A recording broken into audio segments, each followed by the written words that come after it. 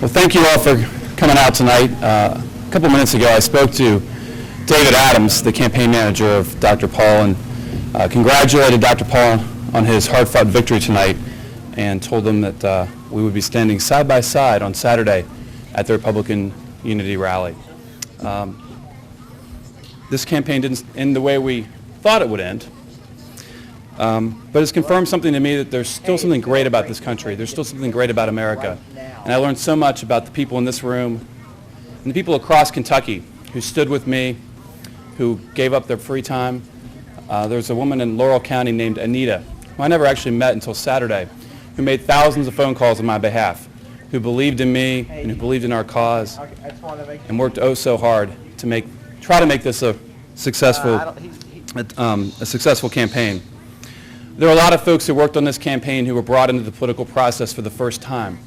And I want to encourage them to stay involved. You know, I got my start, just like many of all of you, making those phone calls for the first time, knocking on those doors, believing in a candidate, and believing in something greater than ourselves.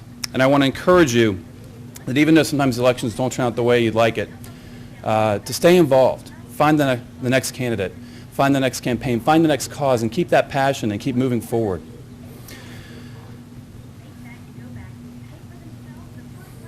When we began this campaign, I told the voters of Kentucky that I was running because I wanted to put a little more Kentucky in Washington, D.C., a little bit less Washington, D.C. in Kentucky. And I still believe that.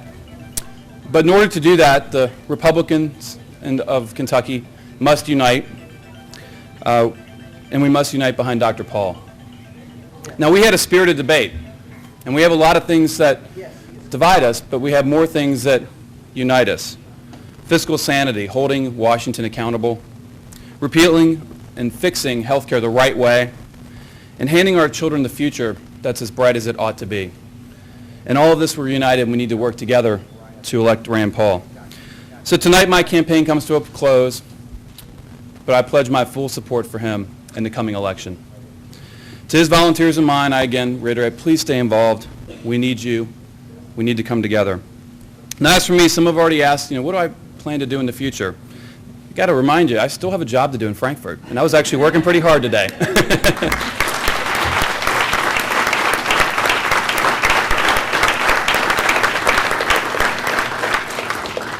And one of the most gratifying things about this campaign has been traveling across Kentucky and having voters come up to me and say, you're doing a great job as Secretary of State.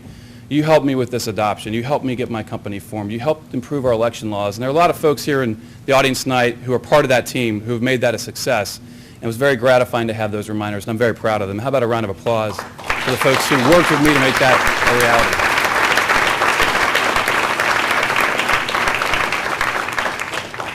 Beyond that, I look forward to being home at dinner for a change and spending more time with Nancy and the girls. I've been away a lot, especially over the last couple of weeks, and when we saw the numbers coming in and we figured out what was going to happen, I looked at the girls and I said, you're going to have your daddy around a little bit more, and I'm glad to see that. So thank you for standing by me.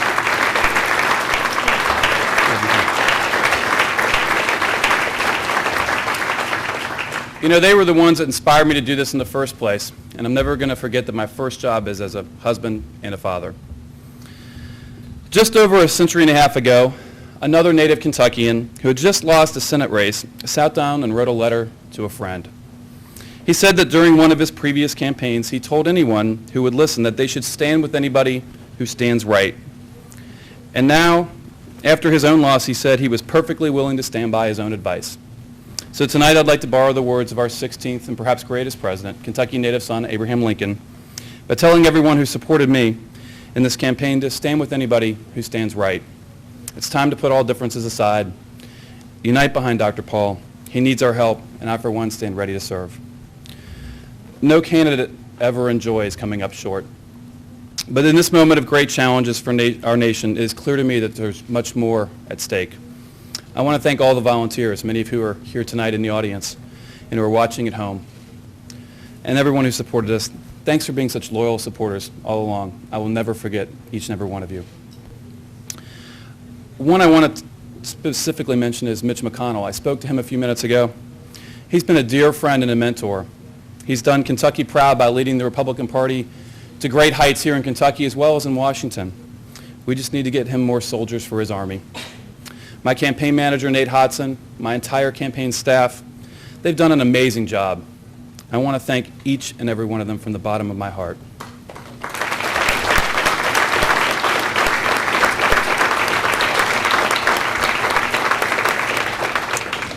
And I want to assure them this fight was worthwhile.